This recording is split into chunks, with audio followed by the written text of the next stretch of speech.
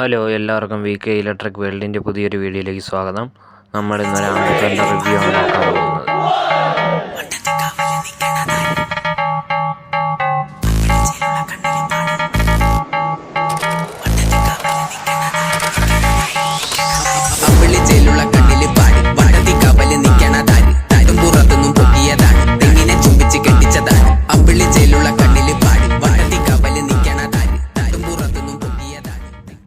നമ്മൾ ആംപ്ലിഫയറിൻ്റെ ഫ്രണ്ടിലേക്ക് വരുമ്പോൾ ഈ കാണുന്ന വോളിയം കൺട്രോൾ മെയിൻ വോളിയമാണ്. സ്പീക്കറിൻ്റെ വോളിയം ഇതുവഴിയാണ് കൺട്രോൾ ചെയ്യുന്നത്. ഇപ്പുറത്തെ സൈഡിലുള്ള ഇത് സബ് വോളിയമാണ്. സബിൻ്റെ വോളിയം നമുക്ക് ഇതുവഴി അഡ്ജസ്റ്റ് ചെയ്യാൻ പറ്റും. സബിൻ്റെ ബാസും എല്ലാം ഇതുവഴിയാണ് കൺട്രോൾ ആകുന്നത്.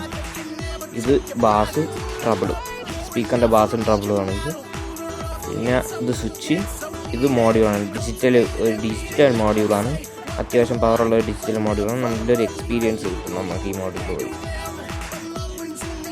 ഇത് ഇതിൻ്റെ സെലക്ട് ചെയ്യണ സ്വിച്ചാണ്. ഇതുവഴി നമുക്ക് ആക്സ് മോഡുകൾ സെലക്ട് ചെയ്യാം.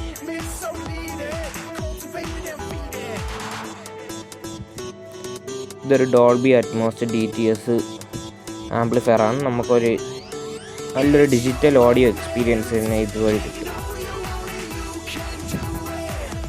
ഇതിൻ്റെ ബാക്ക് സൈഡിലേക്ക് വരുമ്പോൾ ഇതാണ് ഇതിൻ്റെ പവർ സോക്കറ്റ്. ഇതുവഴി നമുക്ക് ഇതിൻ്റെ AC ഇൻപുട്ട് കൊടുക്കാം. പിന്നെ ഇവിടെ ആയിട്ട് നമുക്കൊരു ഫാൻ ഉണ്ട്. ഇതാണ് ഇതിൻ്റെ സബ് ഔട്ട്പുട്ട്. ഇത് നമുക്ക് സബിൻ്റെ പ്ലസും മൈനസും 4 ohms വരെയുള്ള സബ് നമുക്കിത് കണക്ട് ചെയ്യാം. ഇത് സ്പീക്കർ റൈറ്റ് ചാനൽ, ഇത് സ്പീക്കർ ലെഫ്റ്റ് ചാനൽ. ഇത് ആക്സ് ലെഫ്റ്റ് റൈറ്റ്, താഴത്തത് ആൻറ്റിന, പിന്നെ ഇത് ഔട്ട്പുട്ട് ലെഫ്റ്റ് റൈറ്റ്. നമുക്കിനി ഇതിൻ്റെ അകംഭാഗം നോക്കാം. ഇതിൻ്റെ അകത്തുള്ള ബോർഡുകളൊക്കെ നമുക്കൊന്ന് പരിചയപ്പെടാം.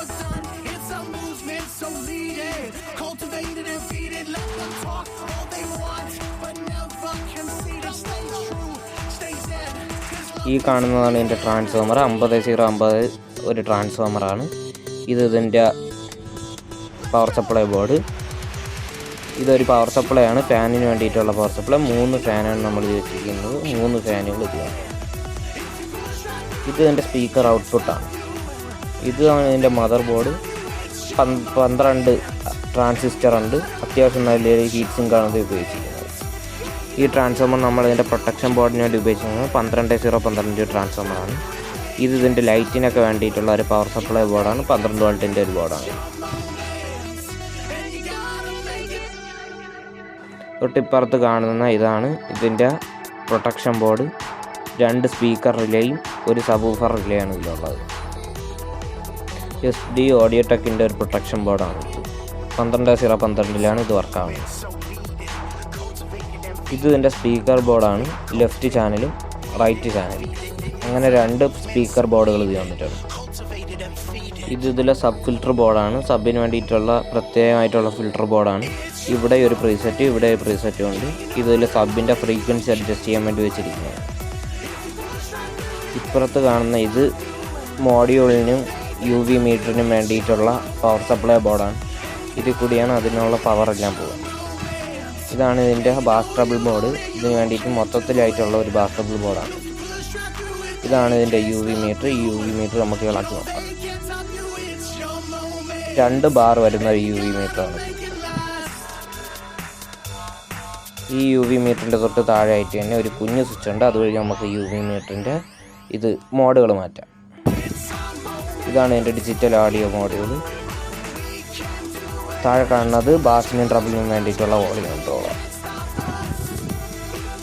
നമുക്കിതിന് പവർ സോക്കറ്റ് കൊടുക്കാം. സ്പീക്കറിന് വേണ്ടിയിട്ടുള്ള ലെഫ്റ്റും റൈറ്റും കണക്ഷൻ കൊടുക്കാം.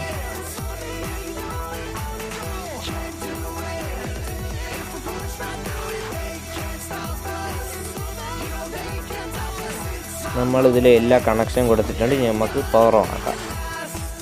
നമുക്ക് സെലക്ടർ വെച്ച് മോഡ് സെലക്ട് ചെയ്ത് USB മോഡ് ഇട്ടാക്കാം. നമ്മുടെ മോഡ്യൂൾ ഓൺ ആക്കിയിട്ടുണ്ട്. റീഡിങ് കാണിക്കും.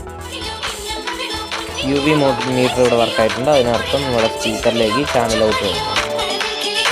നമുക്ക് പതിയെ വോളിയം കയറ്റി നോക്കാം.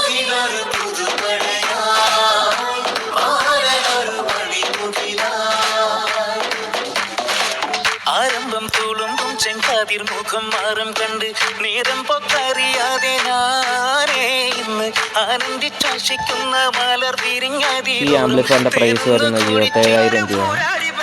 ആവശ്യത്തിനനുസരിച്ചുള്ള ആംപ്ലിഫയർ നമ്മൾ തന്നെ പറഞ്ഞു.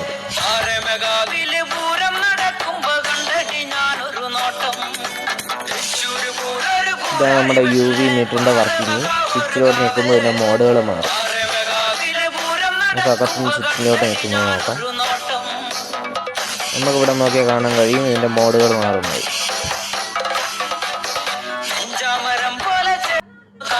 ഇനി നമുക്ക് ഇതിൻ്റെ ബാത്റൂം ട്രബിളൊക്കെ ഒന്ന് അഡ്ജസ്റ്റ് ചെയ്ത് നോക്കാം.